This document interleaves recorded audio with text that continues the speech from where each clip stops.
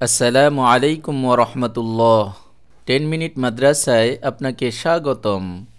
আজ আমরা পবিত্র কোরআনে জান্নাতের 10টি নাম ও তার বর্ণনা সম্পর্কে জানব। জান্নাত হলো কিয়ামতের দিন আল্লাহর নেক বান্দাদের প্রাপ্ত পুরস্কারের নাম, যা অসংখ্য নিয়ামতে ভরপুর থাকবে। সেখানে কোনো অভাব থাকবে না, কোনো হতাশা থাকবে না, কারো বার্ধক্য আসবে না, কারো রোগ ব্যাধি হবে না। যারা সেখানে যাবে তাদের কোনো কিছুরই অপূর্ণতা থাকবে না। জান্নাতের বর্ণনা দিতে গিয়ে রাসূলুল্লাহ সাল্লাল্লাহু আলাইহি ওয়াসাল্লাম বলেছেন, মহান আল্লাহ বলেছেন, আমি আমার নেককার বান্দাদের জন্য এমন জিনিস তৈরি করে রেখেছি যা কোনো চক্ষু দেখেনি, কোনো কান শোনেনি এবং যার সম্পর্কে কোনো মানুষের মনে ধারণাও জন্মেনি। তোমরা চাইলে এই আয়াতটি পাঠ করতে পারো। কেউ জানে না তাদের জন্য তাদের চোখ শীতলকারী কি জিনিস লুকানো আছে। সূরা আস-সাজদা আয়াত নম্বর 13, সহিহ বুখারী হাদিস নম্বর 3244।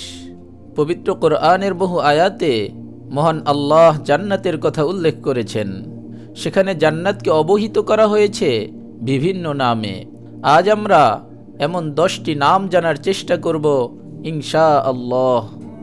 নম্বর 1, দারুস সালাম অর্থাৎ শান্তির আবাস। পবিত্র কোরআনে মহান আল্লাহ বলেন, তাদের রবের কাছে তাদের জন্য রয়েছে শান্তির আবাস এবং তারা যা করত তার জন্য তিনি তাদের অভিভাবক। সূরা আনআম আয়াত নম্বর 127। এই আয়াতে মহান আল্লাহ দারুস সালাম নামে জান্নাতের কথা উল্লেখ করেছেন, যার অর্থ শান্তির আবাস। নম্বর 2, দারুল মুত্তাকিন অর্থাৎ মুত্তাকিনদের আবাসস্থল। মহান আল্লাহ তার মুত্তাকি বান্দাদের ভীষণ ভালোবাসেন, তাই তিনি পবিত্র কোরআনে জান্নাতকে দারুল মুত্তাকিন বা মুত্তাকিনদের ঘর বলে অভিহিত করেছেন। ইরশাদ হয়েছে, আর যারা তাকওয়া অবলম্বন করেছিল তাদেরকে বলা হলো, তোমাদের রব কি নাজিল করেছেন? তারা বলল, মহা কল্যাণ। যারা সৎ কাজ করে তাদের জন্য আছে এ দুনিয়ায় মঙ্গল এবং আখিরাতের আবাস আরও উৎকৃষ্ট। আর মুত্তাকিনদের আবাসস্থল কতই না উত্তম। সূরা নাহল আয়াত নম্বর 30।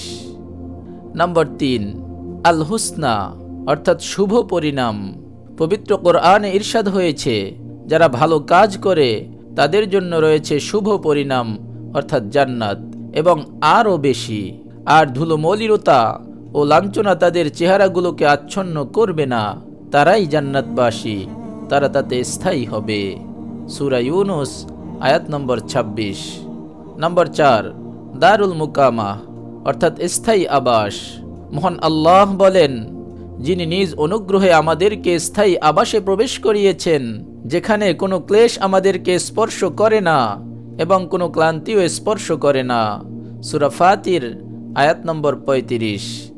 এই আয়াতে মহান জান্নাতকে দারুল মুকামাহ বা স্থায়ী আবাস বলে অভিহিত করেছেন, যেহেতু জান্নাতে প্রবেশকারীরা সেখানে স্থায়ী হবে। নম্বর 5, আল গুরফাহ অর্থাৎ সুউচ্চ কক্ষ। পবিত্র কোরআনে ইরশাদ হয়েছে, তারাই যাদের প্রতিদান হিসেবে দেওয়া হবে জান্নাতের সুউচ্চ কক্ষ, যেহেতু তারা ছিল ধৈর্যশীল। আর তারা প্রাপ্ত হবে সেখানে অভিবাদন ও সালাম। সূরা আল ফুরকান আয়াত নম্বর 75। এই আয়াতে মহান আল্লাহ ধৈর্যশীলদের পুরস্কার হিসেবে ঠিক করা জান্নাতকে আল গুরফাহ নামে অভিহিত করেছেন। নম্বর 6, জান্নাতুল খুলদ অর্থাৎ স্থায়ী জান্নাত। মহান আল্লাহ বলেন, বলুন এটাই শ্রেয় না স্থায়ী জান্নাত যার প্রতিশ্রুতি দেওয়া হয়েছে মুত্তাকিনদেরকে? তা হবে তাদের প্রতিদান ও প্রত্যাবর্তন স্থল। সূরা আল ফুরকান আয়াত নম্বর 15। নম্বর 7, জান্নাতুল ফিরদাউস।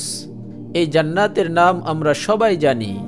হাদিসের ভাষ্যমতে এটি এমন জান্নাত যা আরশের কাছাকাছি অবস্থিত। ঈমান ও সৎকর্মশীলদের জন্য মহান আল্লাহ যে জান্নাত সাজিয়ে রেখেছেন, পবিত্র কোরআনের ভাষায় সেই জান্নাতকে জান্নাতুল ফিরদাউস নামে অভিহিত করা হয়েছে।